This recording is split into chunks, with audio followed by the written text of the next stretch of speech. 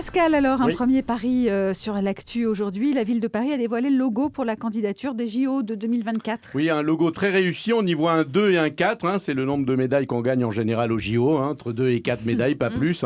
Et d'après le concepteur, c'est un logo qui devrait devenir très rapidement populaire parce qu'il est facile à faire. D'ailleurs, hier, la ville de Paris avait réuni, c'était très sympa, de nombreux athlètes français qui devaient dessiner ce logo avec des enfants. Alors quoi, il est 13h10. L'ancien judoka David Douillet est toujours en train d'essayer de faire le 2. Demain, il commencera peut-être à faire le 4. C'est bas, ça. Oui, je sais. Alors, il y aura Paris, mais aussi Marseille dans le dossier qui participera et accueillera la compétition de voile. Alors qu'à Marseille, c'est quand même plus logique d'y organiser le tir. Paris, qui est donc la ville idéale pour accueillir les JO. En plus, c'est une maire de gauche socialiste, Anne Hidalgo, qui va déposer et présenter le dossier, ce qui est une bonne chose parce que les socialistes, c'est vraiment l'esprit de Coubertin. En tout cas, en voyant le résultat de toutes les dernières élections, c'est exactement ce que disait de Coubertin. L'important, c'est de participer. À gagner, c'est pas tout de suite. On parie sur le succès de l'autobiographie de Michel Polnareff. Et oui, et ça va marcher pour deux raisons. D'abord parce que c'est Michel Polnareff, évidemment, qu'il a eu une vie incroyable et hors du commun. Et ensuite parce que son livre s'appelle Sperme. Non. Et je vous jure que c'est vrai. Oui, avec un accent. Ouais. Et donc, on va beaucoup en parler. C'est un livre qui va faire couler beaucoup d'encre. Je ne sais plus. Quoi ? C'est vrai qu'on vient tous de là, mais quand même, faut pas exagérer. Un livre qui s'appelle Sperme. Après, on s'étonnera que les pages sont collées. Un livre qui a été écrit très vite, d'un seul jet, évidemment. Alors, il y a ceux qui, quand ils écrivent, sortent leur tripes. Bon, ben, Polnareff, c'est... Alors, le livre Sperme...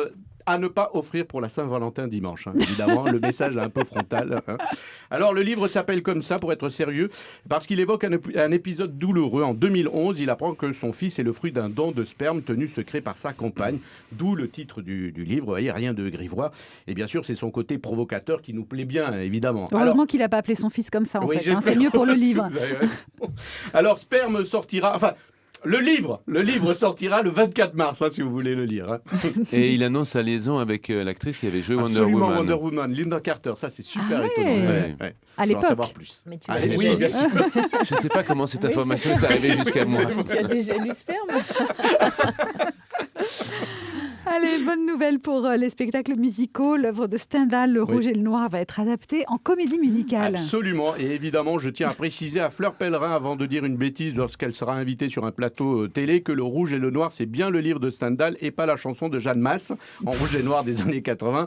Mais c'est vrai, c'est une bonne nouvelle que d'adapter les grands auteurs français en comédie musicale. Dans le même registre, ça va vous intéresser, un propriétaire loue la chambre de Van Gogh. Alors, ce n'est pas exactement la véritable chambre de Van Gogh, c'est le tableau qui a été reproduit, le même mobilier, les mêmes couleurs que dans la toile, comme si vous étiez dans le tableau de Van Gogh pour dormir sur vos deux oreilles, enfin une oreille puisque l'autre il l'a coupé évidemment.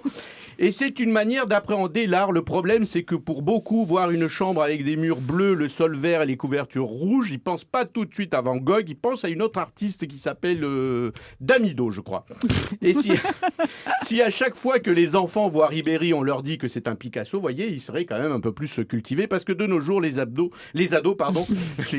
De nos jours, les ados, ils s'intéressent pas vraiment à l'art. Quand on leur parle de Francis Bacon, ils pensent que c'est un menu chez McDo, vous voyez. Donc il va falloir rectifier. Ils demandent du ketchup. Et Picasso, une voiture. Alors c'est vrai que ça doit être sympa de passer une nuit dans son tableau préféré, recréé de toutes pièces. Je ne sais pas, Daniela, dans quel tableau vous aimeriez dormir Moi, j'aimerais bien faire la sieste dans le déjeuner sur l'herbe de Renoir. Pas mal. Alors moi, j'aimerais dormir dans l'origine du monde de Courbet. Allez le voir, le tableau, vous comprendrez. Je n'aimerais pas dormir dans Guernica, par exemple. Non, moi non plus. Vous Mais avez dans une les idée nénuphars. Les nénuphars Ouais. avec, Oui, mais avec un F PH ou un Ouais. Avec un PH. Merci Pascal, c'était les paris de l'actu avec Pascal Atenza.